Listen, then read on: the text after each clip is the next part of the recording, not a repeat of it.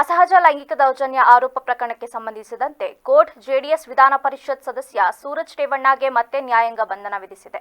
ಬೆಂಗಳೂರಿನ 42ನೇ ಎಸಿಎಂಎಂ ನ್ಯಾಯಾಲಯವು ಸೂರಜ್ ರೇವಣ್ಣಗೆ ಜುಲೈ 18ರವರೆಗೆ ನ್ಯಾಯಾಂಗ ಬಂಧನ ವಿಧಿಸಿ ಆದೇಶ ಹೊರಡಿಸಿದೆ. ಈ ಹಿನ್ನೆಲೆಯಲ್ಲಿ ಸೂರಜ್ ಮತ್ತೆ ಪರಪ್ಪನ ಅಗ್ರಹಾರ ಜೈಲು ಪಾಲಾಗಿದ್ದು, ಈಗಾಗಲೇ ಅವರ ಸಹೋದರ ಪ್ರಜ್ವಲ್ ಸಹ ಇದೇ ಜೈಲಿನಲ್ಲಿದ್ದಾರೆ. ಅಸಹಜ ಲೈಂಗಿಕ ದೌರ್ಜನ್ಯ ಆರೋಪ ಪ್ರಕರಣದಲ್ಲಿ ಪೊಲೀಸರು ಬಂಧಿಸಿ ಕೋರ್ಟ್ಗೆ ಹಾಜರುಪಡಿಸಿದ್ದಾಗ ನ್ಯಾಯಾಧೀಶರು ನ್ಯಾಯಾಂಗ ಬಂಧನಕ್ಕೆ ನೀಡಿ ಆದೇಶ ಹೊರಡಿಸಿದರು. ಬಳಿಕ ಈ ಪ್ರಕರಣದ ಬಗ್ಗೆ ತನಿಖೆ ನಡೆಸಲು ಆರೋಪಿ ಸೂರಜ್ ರೇವಣ್ಣನನ್ನು ತಮ್ಮ ವಶಕ್ಕೆ ನೀಡುವಂತೆ ಕೋರ್ಟ್ಗೆ ಮನವಿ ಮಾಡಿದರು. ಈ ಹಿನ್ನೆಲೆಯಲ್ಲಿ ಕೋರ್ಟ್ ನ್ಯಾಯಾಂಗ ಬಂಧನದಲ್ಲಿದ್ದ ಸೂರಜ್ ರೇವಣ್ಣನನ್ನು ಜುಲೈ 3ರವರೆಗೆ ಪೊಲೀಸ್ ಕಸ್ಟಡಿಗೆ ನೀಡಿತು.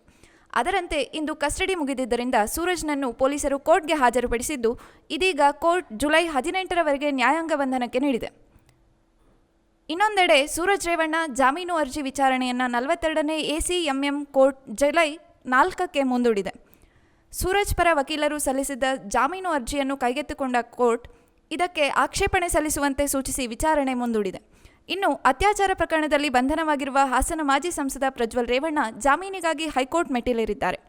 ಬೆಂಗಳೂರಿನ ವಿಶೇಷ ನ್ಯಾಯಾಲಯದಲ್ಲಿ ಜಾಮೀನು ಅರ್ಜಿ ತಿರಸ್ಕೃತಗೊಂಡಿರುವ ಹಿನ್ನೆಲೆಯಲ್ಲಿ ಹೈಕೋರ್ಟ್ ಮೊರೆ ಹೋಗಿದ್ದಾರೆ.